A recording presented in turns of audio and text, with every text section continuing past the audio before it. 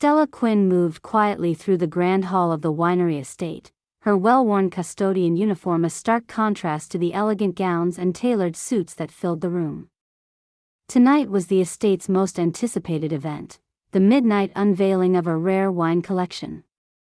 Stella preferred to stay out of sight, mopping the polished floors and attending to the unnoticed details that kept the evening flowing smoothly. She nodded politely as a couple of guests glanced her way but quickly turned back to their whispered conversations. Her plain clothes and faint regional accent made her a background detail to most, a fixture to ignore amid the glittering crowd. A sharp laugh echoed from a nearby group. "Look at her, still in that uniform. Doesn't she know there's a dress code here?" One guest smirked. "I doubt she even understands what's happening with these wines." Stella tucked her mop aside and approached the towering cellar door, a marvel of engineering built to preserve the estate's prized vintages. It was airtight, nearly impossible to open from the outside without proper clearance, a fact she learned on her first day. The door stood closed, a shadowy gate to the exclusive treasure inside. Suddenly, an unexpected thud reverberated through the hall, a heavy slam that silenced the murmuring crowd. Eyes darted toward the cellar door, where muffled voices filtered out, tense and alarmed. The airtight door had shut abruptly, trapping several guests inside. A cold wave of panic rippled through the room as the harsh reality sank in. People pressed against the outer door, trying to pry it open, but it didn't budge. The gleaming event ground to a halt, swallowed by uncertainty and growing fear. The crowd fell deathly silent, awaiting someone, anyone, to act. The panic was instantaneous and contagious. Guests who just moments ago had been swirling glasses of rare vintages and sharing laughter now pressed against the cool metal of the wine cellar door, their faces pale and eyes wide with rising fear. Attempts to tug or pry the heavy door open yielded nothing. It held fast with the precision one would expect from an airtight, climate-controlled vault designed to protect delicate treasures. Murmurs escalated into anxious voices, then into shouts for help that echoed through the elegant hall. Events staff rushed forward, hands hovering uselessly over the door's locking mechanisms, their lack of knowledge showing plainly in their nervous movements. The maitre d', a tall, sharply dressed man named Richard, paced back and forth, barking orders to security and technicians but achieving no more than a disorganized frenzy. Meanwhile, the trapped guests' muffled voices crescendoed into frantic banging against the inside of the metal door, each pound a desperate signal for rescue. The air inside the cellar was thick and still, an invisible pressure building with each passing minute. It was then that Stella stepped from the sidelines. Most eyes had ignored her since the start, but now, in the face of mounting crisis, the low murmur of disbelief swept through the crowd. "That's the custodian," a sharply dressed woman whispered to her companion. "What can she possibly do?" Stella's hands, steady despite the rush of adrenaline, pulled a worn keyring from the pocket of her uniform. Among a handful of nondescript keys was one with a small brass tag reading, "Cellar Override." Her eyes scanned the door's control panel, well memorized from years of quiet observation and monthly emergency drills. "Clear the way," Stella commanded, her voice calm but firm. A few staff members hesitated, exchanging skeptical glances, but then scrambled to obey as she reached behind the door to a small panel labeled, "Emergency Air Valve." She swiftly attached a flexible ventilation hose she had spotted earlier, connecting it to a portable air compressor station nearby. The hiss of fresh oxygen whispering into the sealed cellar was faint, but present. Richard shot her a glance filled with reluctant respect. "You know what you're doing?" "I've trained for this," she replied crisply, already moving to activate the override panel. Flickers of disbelief mixed with hope passed over the faces of onlookers as she worked the controls with practiced fingers. Using a small handheld device, Stella communicated through the hidden intercom, her voice steady and reassuring. "Everyone inside, please remain calm. Help is coming. Breathe slowly and avoid panic. The trapped guests, hearing her clear, composed tone, settled into tense but quieter breathing. Stella's confidence seemed to push back the creeping dread inching through the metal walls. The technicians outside relayed their findings to her. Manual overrides had been disabled for security reasons, and the electronic locking mechanism was complex. But Stella, undeterred, flipped switches and punched buttons in a series she had memorized, from drill days when training simulated similar lockdown scenarios for wine cellar safety. Her direction became the anchor for the tense scene. She instructed staff to stand ready with pry bars and emergency tools, but warned them to wait until the electronic system was fully disengaged to avoid damaging the door or delaying opening. Minutes stretched, tension thickening the air, hands trembling on metal edges and wires.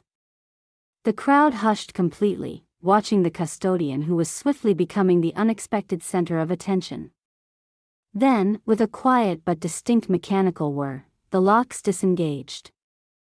Stella placed her hands firmly on the galvanized door's cool surface, bracing herself, and then yanked with slow but powerful effort. The massive door groaned as it slid open, releasing a rush of cooler air and pale, shaken faces into the dim light of the hall. One by one, guests stumbled out, blinking, flushed but alive. Relief flooded the room like a wave. "Thank you," a breathless woman gasped, clutching a trembling hand to her chest.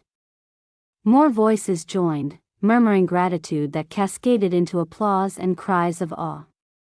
The mocking whispers about Stella's uniform and accent evaporated under the weight of her quiet heroism. Even the maitre d's usual cool demeanor cracked into a rare, genuine smile directed at her.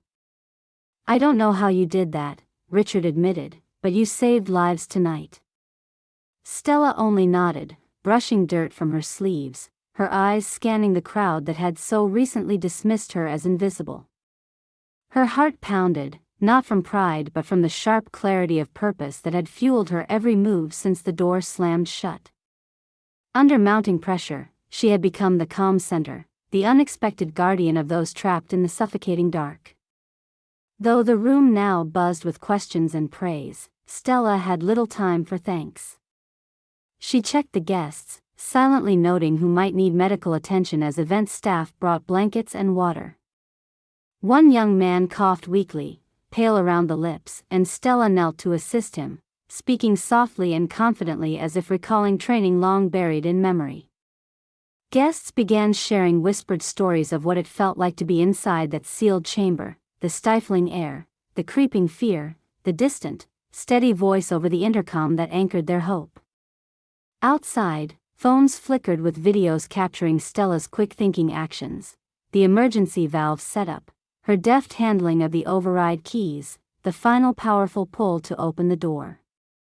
These snippets spread rapidly, the narrative shifting from skepticism to admiration among the elite crowd and their social media followers. Stella stood quietly at the edge of the room, the weight of their gazes now heavy but different. For once, invisibility was stripped away. She wasn't just a custodian or background fixture. She was someone who mattered, someone who had acted with courage and skill in a moment of crisis that could have ended tragically. No cheers or praise could fully capture the complexity of the night, but as the host began coordinating next steps, the medical checks, the security assessments, it was clear that Stella Quinn's calm resolve had changed everything. The crowd, captivated and transformed, exchanged glances of newfound respect. The mocking tones, the dismissive remarks about her clothes and voice, faded into memory. Tonight, Stella was undeniably seen. For a moment, after the rush of relief, Stella felt herself being pulled backward, not physically, but in her mind, as memories emerged swiftly, like chapters in a book opened after years on a shelf. Scenes flooded her senses, sharper and more vivid than the simple custodian rhythms of her current nights. Years ago, Stella had stood in a very different place. A uniform that wasn't quite as plain, better fitting and adorned with a badge. She had once been a paramedic, a certified emergency medical technician with a reputation for calm efficiency under pressure. She remembered the weight and the pride of that badge, the steady rhythm of her work responding to crises that often felt like battles against time itself.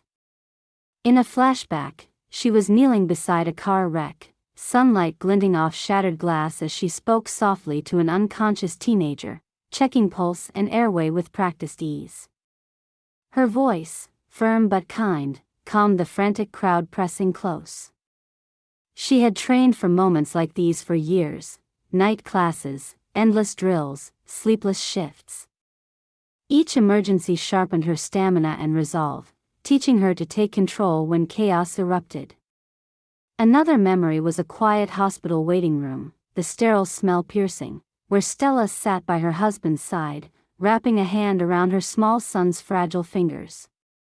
The doctor's words floated in and out of her awareness. Her son had been diagnosed with a chronic illness needing constant care and unpredictably serious flare-ups.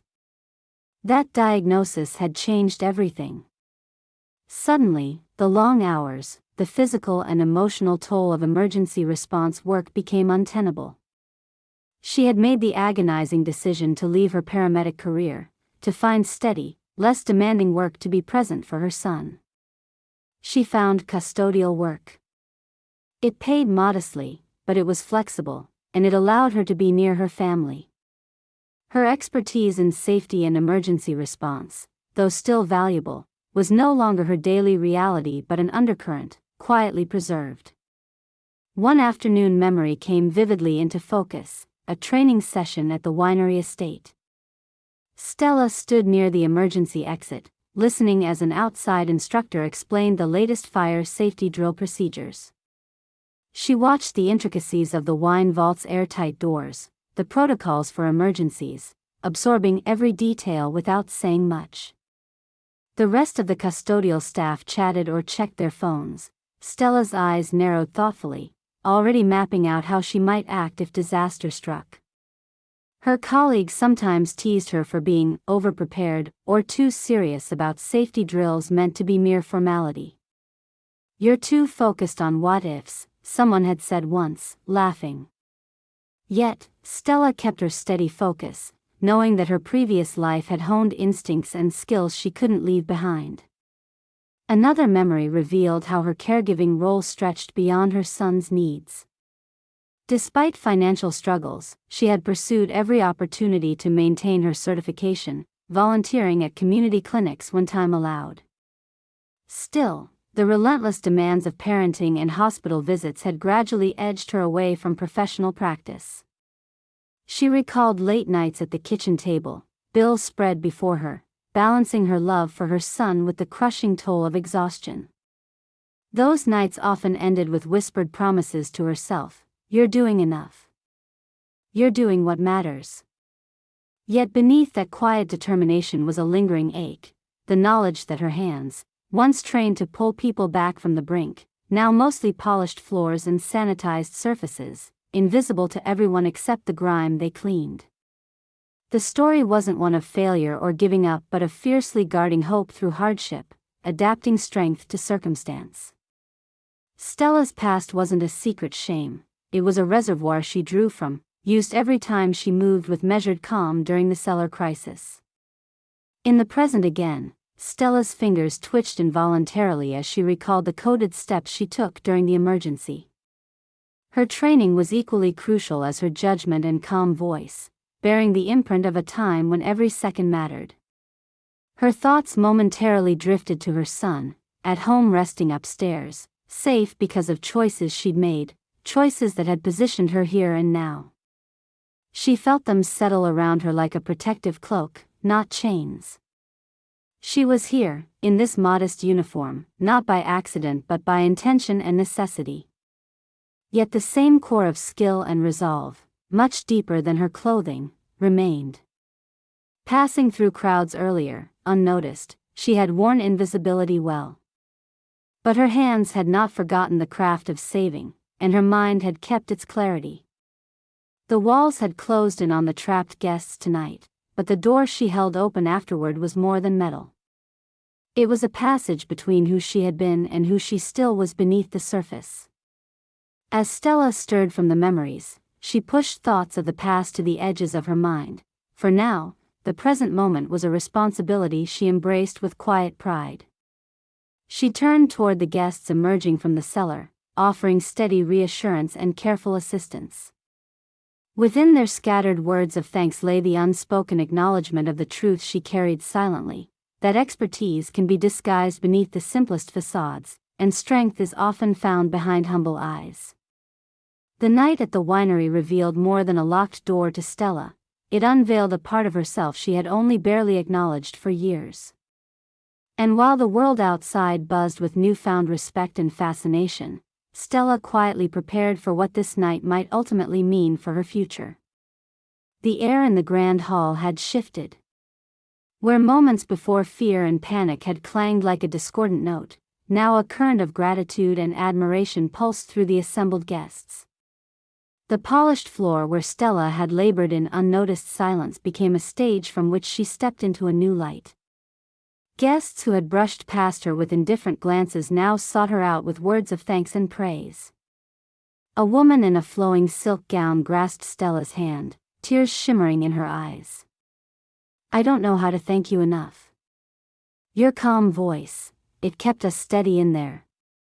You saved us."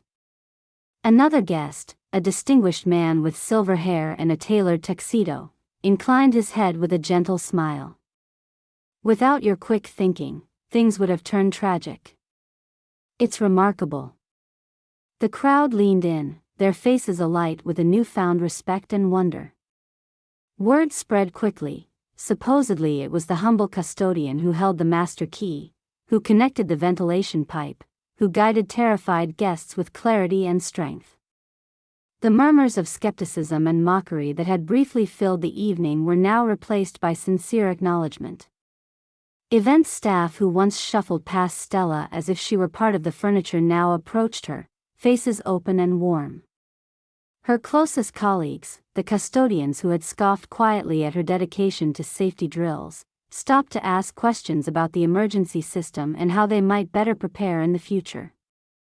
With quiet satisfaction, Stella shared the knowledge she had long held. Suddenly, the winery's event coordinator, a woman named Edith, approached Stella with a determined smile. "We've received so many messages from guests who want to personally thank you. There's talk of honoring you during upcoming events. You deserve far more than a thank you tonight." The buzz wasn't confined to the estate's walls. Rumors swirled online as multiple guests posted videos of the incident. Clips showed Stella attaching the ventilation hose, calmly issuing instructions through the intercom, expertly working the override control panel. The footage spread quickly on social media, capturing the attention of local news outlets. Within hours, reporters arrived to interview guests and staff alike. A tearful woman recounted how, trapped in the tightly sealed cellar with the air growing thin, Stella's voice had become a steady lifeline, calm, clear, reassuring. Across news platforms, photos of Stella in her simple custodian uniform sat alongside video clips highlighting her decisive actions. Stories emerged not only about the night's drama but also shedding light on Stella's background as a skilled emergency medical technician who had quietly dedicated herself to safety and care. In the midst of this sudden spotlight, Stella remained composed. She answered questions simply and honestly, focusing attention away from herself to the importance of preparedness and vigilance in all environments. Her co-workers, now buzzing with pride, began treating her differently. The once invisible presence who cleaned floors and polished surfaces was now sought for advice and respect. Colleagues greeted her with smiles and held conversations that never occurred before. Guests who had barely spared her a glance now paused to stop and chat, complimenting her professionalism and dedication. The invisible barrier that had separated Stella from the elite world around her vanished under the glow of her steady competence. Social media buzz caused her past to resurface in unexpected ways. Old photos and interviews from her time as an emergency medical technician circulated, pictures of Stella in crisp blue scrubs, calm and confident, attending to patients with care and precision. People who had never met her before shared stories they had heard, praising her decades of service. Emails and messages arrived from community health centers, local emergency teams, and individuals moved by her story, many simply to express gratitude or offer support. While the attention was overwhelming at times, Stella found herself buoyed by the respect and recognition. The nights of working silently in the background felt like a distant memory as she realized how deeply her actions had touched the lives of others. Among those who reached out was a former supervisor from her paramedic days, who sent a heartfelt note expressing pride in her courage and skill during the crisis. It was a small reminder that her former life, far from being lost, was still a vital part of her identity. That evening, as the wine cellar event wound down, Stella stood for a moment at the edge of the crowd. The faces around her no longer blurred into the background.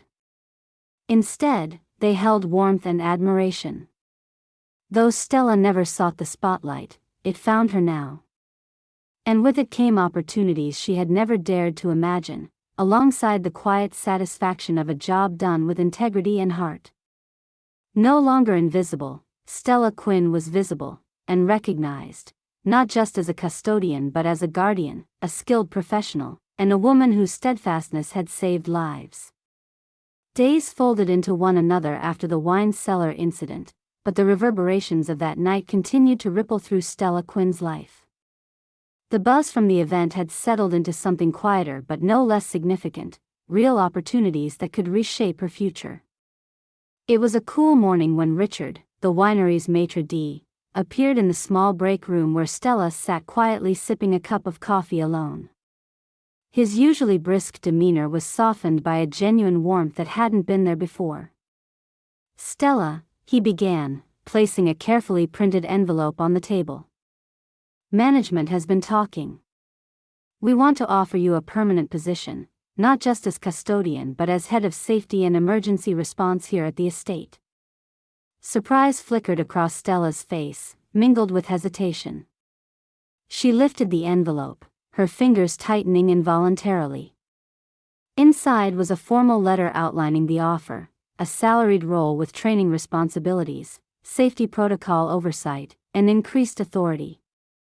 It was a step beyond anything she had expected since taking the custodian job. Before she could respond, Richard added, "There's also something else. You might find this interesting. A local emergency medical training center contacted us today. They'd like to invite you to join their upcoming advanced paramedic recertification program." Both offers hung in the air like weights of possibility and uncertainty. Stella looked down, memories flooding in, the late nights at the hospital, her son's diagnosis, the relentless balancing act she'd struggled with for years. Part of her wanted to say no, to keep her life manageable, to stay within the comfort of modest tasks and nurturing her family without added demands. But the gratitude and respect from those she'd helped gave her strength. She thought of the dozens of voices she guided in that dark cellar, the relief on each face as the door finally opened, and the wide-eyed awe that replaced doubt. Her fingers slowly wrapped around the envelope. "I'll think about it," she said quietly, but inside, determination was blooming. In the days that followed, Stella talked with close friends and family, weighing the offer's implications. They all encouraged her to reclaim the career she had set aside, if only because it was who she was beneath the quiet uniform. The local training center proved flexible, offering schedules designed to accommodate caregivers like her. They emphasized the potential for instructing others, passing on critical knowledge about emergency procedures in facilities much like the winery. With growing resolve, Stella enrolled. The first day back at paramedic studies was overwhelming and invigorating all at once. Surrounded by younger trainees freshly graduated, Stella felt the familiar jolt of adrenaline, muscle memory, sharp mind, and clarity returning. Challenges reminded her of how far she'd come, while the encouraging smiles of instructors balanced her nerves. As weeks progressed, her stamina returned alongside her confidence. She soaked up lessons on new technologies, emergency protocols, and response coordination. Eventually, she was certified not just to respond but to teach, a full-circle moment that filled her with quiet pride. Her new role at the winery's safety team blossomed in parallel. Stella helped develop training sessions, organized drills, and became a trusted leader among event staff. The respect she earned was palpable. Her name was no longer whispered but spoken aloud with admiration. One evening, after a long day overseeing a safety rehearsal, Stella returned home to her son. The small apartment was cozy and warm. His smile greeted her at the door, a light in her life that grounded her. She knelt, pulling him into a tight embrace, feeling the steady beat of reassurance between them. Years of struggle, sacrifice, and silent hope had threaded together into this moment, forgiveness for the time lost and promise of what lay ahead. "Mom," he said softly, his hands slipping into hers, "I'm proud of you." Stella's smile trembled with relief and joy. She knew the journey ahead would hold challenges, but now the fear that had once shadowed her steps was gone. She was no longer invisible or afraid. She was a teacher, a protector, and above all, a mother who had rediscovered her strength. Her hands, steady and sure, prepared supplies for the next day of training, her mind alive with plans and purpose. The winery's elegant halls, once the stage of silent labor, now echoed with the knowledge that courage can emerge quietly and powerfully, carried by those who refuse to remain unseen. Stella Quinn was ready, not just to face what was next, but to lead others through it.